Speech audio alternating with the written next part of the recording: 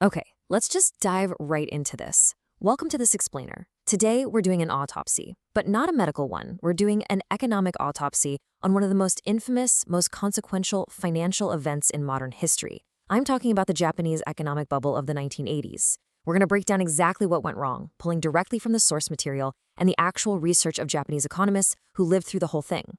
So, the core mystery we're unraveling today really boils down to this. Why can't an obvious disaster be prevented?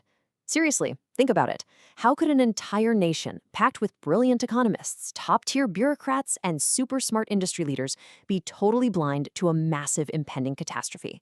The warning signs were literally flashing red all over the place, and yet, nobody hit the brakes. To really grasp just how deep this blindness went, picture this. It's January 1990. The Nihon Keizai Shimbun, which is basically Japan's premier economic newspaper, surveys the country's top corporate executives. And their prediction? They thought the Nikkei stock index was going to absolutely soar to somewhere between 36,000 and 48,000 by the end of the year. The actual reality? It completely crashed down to 24,000. It's just a staggering, almost absurd disconnect between what the elites expected and the cold, hard reality hitting the ground. Now, globally, we usually call this kind of thing a bubble, which translates to balon in Turkish. But according to the source material we're looking at, a much more accurate translation of the economic reality is kupuk, meaning foam. And if you think about it, it makes total sense. A balloon has a defined shape, right? It has surface tension. But foam? Foam is totally hollow. It's the perfect metaphor for these hyperinflated asset valuations. They expanded massively, but inside, completely empty. Totally disconnected from any actual economic value. Section 1, Japan's Golden Years. To understand the illness, we really need to look at the patient when it was at its absolute peak of health. And before the crash, Japan was an absolute juggernaut. We're talking explosive, rapid economic growth right after the war. They closed the technology gap with the US at breakneck speed. And while Western economies were brought to their knees by two major oil shocks, Japan? They sailed right through them with barely a scratch. They didn't just succeed, they became the role model. Western leaders were obsessed with Japanese management styles. But here's the catch. This massive winning streak created a really dangerous psychological environment. It fostered this aura of supreme self-confidence that basically blinded everyone to the growing risks. So, exactly how dangerously overheated did things get? Well, look no further than the number 1.40. That was the jobs to applicants ratio in Japan back in 1990. That means for every single person looking for a job, there were 1.4 jobs available. It was an extreme labor shortage. The economy was running so hot, it was practically melting down, and yet, everyone just kind of assumed this was the magnificent new normal. Section 2. Why and how did the bubble inflate? Let's shift gears a bit and dissect the anatomy of this massive economic foam, focusing on three core structural drivers laid out by the Japanese economist and former bureaucrat Takao Komi. This economic illness basically compounded in three really devastating yet logical steps. Step 1. An initial economic expansion sparked rising income gains. So dividends and rents were actually going up legitimately. But then came step 2. Cheap money. In 1987, the Bank of Japan slashed its policy rate all the way down to 2.5%. And look, when borrowing gets that cheap, capital pricing models basically dictate that asset prices will artificially double, which drops us right into step 3, self-fulfilling speculative expectations. People started buying up land and stocks for one reason only. They expected the prices to go up. And because they bought, the prices did go up. It was just this endless feedback loop of pure speculation.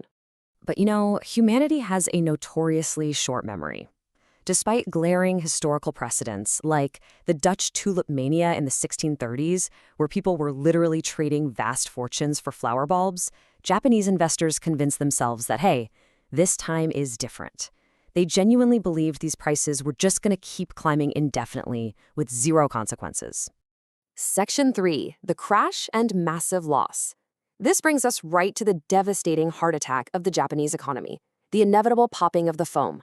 Tracking this incredible whiplash, we can see that in 1982, the Nikkei index was sitting quietly at around 6,900. By late 1989, completely fueled by all that cheap debt and blind speculation we talked about, it rocketed up to 39,000. That is almost a six-fold increase. And then, well, the foam just dissolved. By 1990, it plummeted back down to 24,000. All of that perceived wealth, it didn't just slowly decline, it evaporated into thin air. The sheer scale of that evaporation is almost impossible to wrap your head around. Get this, during the boom years, capital gains equaled roughly 90 to 140% of Japan's entire GDP. Massive, right? But the fallout? From 1990 to 2005, the capital losses amounted to 2.6 times the country's nominal GDP. Komina uses this brutal but honestly perfectly accurate metaphor here. He says Japan was left looking like a semi-conscious boxer in the ring, just taking heavy, debilitating blows and barely struggling to stay on its feet. Section 4, Zombie Companies and Bad Loans. Because that initial knockout blow, it quickly morphed into a chronic, wasting illness. Here is the exact mechanical trap that caught the economy. During the boom, companies borrowed a ton of money, using their hyperinflated land as collateral. And their balance sheets looked great because those asset values were through the roof. But post-crash, the land values collapsed, while those massive debts didn't shrink a single bit. This triggered a tidal wave of non-performing bad loans. Companies effectively became literal zombies. They were kept technically alive by the banks, but they were being crushed by immovable debts that they could never, ever repay. And these zombie companies, they dragged the entire economy down with them, bringing on some devastating secondary symptoms. From 1999 to 2007, Japan entered this crippling era of zero inflation and outright deflation. Demand just completely contracted. Consumer prices stagnated or fell, and probably most painfully for the average citizen, wages actually began to drop. The structural disease had finally reached the everyday worker's paycheck. In a desperate response, the Bank of Japan completely threw out the traditional playbook. They basically put the economy on experimental life support, deploying this crazy cascade of policies over the decades. They tried zero interest rates, then quantitative easing, then forward guidance to try and manage expectations. The central bank even started directly buying up risky assets like real estate investment trusts. Eventually, it evolved into Abenomics and yield curve control. They were just deploying escalating, totally unprecedented monetary policies simply to keep the economic patient breathing. Section 5, Delayed Solution and Social Impact. This brings us to the final and perhaps the most tragic part of this whole explainer, the sheer malpractice and bureaucratic blindness that delayed any real recovery. There was a total, fundamental disconnect between the government and the streets. When the crash first happened, bureaucrats actually thought it was just a temporary dip. In 1991, they even cut rates again and lifted real estate restrictions, actively hoping to reinflate the bubble. They totally missed the structural rot happening underneath. Meanwhile, everyday citizens were furious. They were alienated by sky-high housing costs, and they started viewing the stock market as nothing more than a rigged casino for the rich. So the bureaucrats were essentially pouring gas on a fire that they didn't even understand. It took over a decade, what we now call the lost decade, for leadership to finally face reality. It wasn't until 2001 that Prime Minister Koizumi brought in an outside technocrat, Takanaka Heizo, to aggressively tackle the bad loan crisis. They finally forced the banking sector to clean up its toxic balance sheets and actually restructure. But taking 10 long years just to acknowledge the real problem, that delay cost the Japanese economy dearly. The cultural trauma from this delayed response was so profound that it heavily bled into Japanese pop culture. In 2007, a huge hit comedy film came out called Bubble Fiction, Boom or Bust. The plot? A group of characters use a washing machine as a time machine to travel back to 1990 and literally stop the government from making those disastrous policy mistakes. I mean, when a nation's financial crisis gets turned into a sci-fi comedy about fixing bureaucratic blunders, you know the societal scars run deep. And that brilliantly illustrates the core lesson we need to take away today. It's really easy for us to look back now and dissect Japan's slow, clumsy response to a structural crisis.